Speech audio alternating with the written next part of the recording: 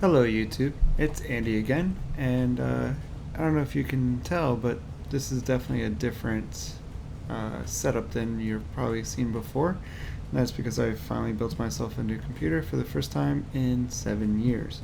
So this is all pretty new to me, doing all this in YouTube and Windows, so I apologize in advance.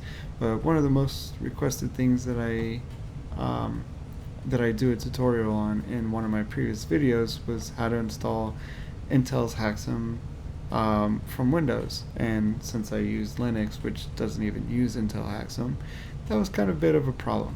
So fortunately, I just built this computer I think last week, and I haven't even started any projects in Android Studio on here. But one of the things that I noticed is there's an update to Intel HAXM. So let's show you how to actually install it. So this is a fresh install of Android Studio. So we're gonna update this, and it's 150 megabytes. So we'll accept it. And this might go through the install. Yeah, okay. So when you do it through Android Studio now, there's already an installer for you for Intel HAXM built in, which is nice.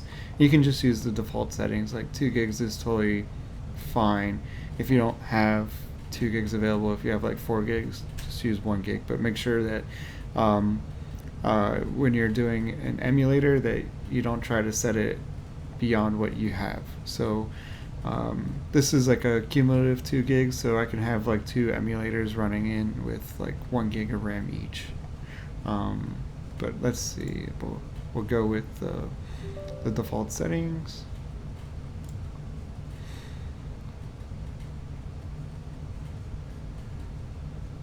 And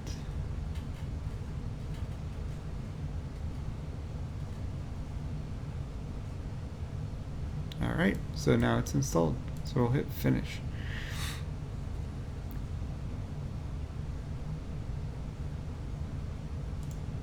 Alright, so let's test out the emulator. So, okay, so once you have installed Intel HAXM, it should automatically install the first time you run Android Studio, but you may get some errors if you haven't enabled some things. So this is a brand new computer to me, so what wasn't enabled by default was the Intel VX-T. So you're going to have to go into your BIOS, and unfortunately I can't really help you specifically because every BIOS manufacturer has different settings in different places. But first, make sure your Intel chip, if you have one, because why else would you use Intel's HAXM? If your Intel chip should support it, which anything made probably in the last 7 years should support it, but I'm sure there's a few outliers out there that I'm not thinking about. So definitely no, like, actually even the Atom processors might even support it. But take a look, make sure you like Google your Intel chip, make sure it has VX-T support, and then go into your BIOS and find out where you can enable it. So I have an Asus motherboard, it's a Z270E, and it was in the advanced tab under CPU configuration, and I had to actually update it to the latest version in order to even see it. So that took me a little bit of time to figure out because I couldn't find it for a good 5-10 minutes. So to make sure that we have it all enabled, let's go into our virtual machine and launch it up.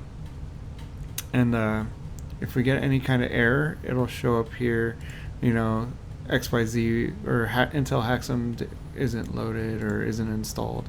So if you get an issue or that, and you tried going through the installer and it didn't work, I'm going to then show you where you can actually load up the installer separately. So first you want to go into your SDK manager,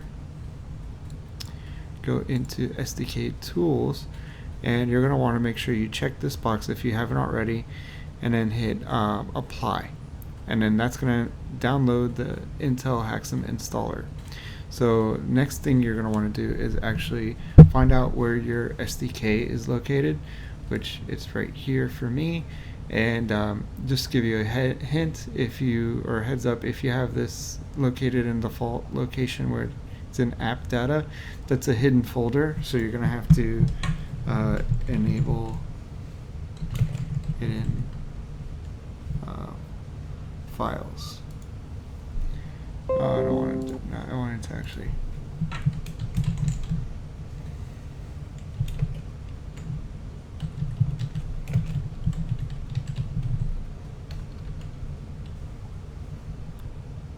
Apparently you can't do search on here. I thought I could. Alright, so alright, let's do that. I always forget how to do it in Windows. So open File Explorer, View. Oh, that's right. So it's in here, View, Hidden Items. Okay, so you're gonna want to make sure that this is enabled. So then you're going to go into your PC, you're going to go into users, pick your user, app data, local, Android. And then that's the location of your SDK. So then we're going to open here, and it's going to go into your extras folder, and it's in the Intel folder there. And then you can actually install it from here. Alright, so let's go back again. So let's do this again. So once you've enabled hidden files in View, this is on Windows 10, so it's going to be different on Windows 7, and I never really had Windows 8, so sorry I can't help you there. But you want to make sure you have hidden items selected. Go into your C drive, users, your username, app data, local, Android, SDK, extras, Intel, and then that's HAXM, which is hardware accelerated execution manager. And then you can run the installer from here. And it should throw up any errors and kind of guide you through that process. There's a HAXM check there as well. So it looks like it's all working fine and dandy. Now finally I can start programming on this new computer. Alright, thank you very much, and have a good day.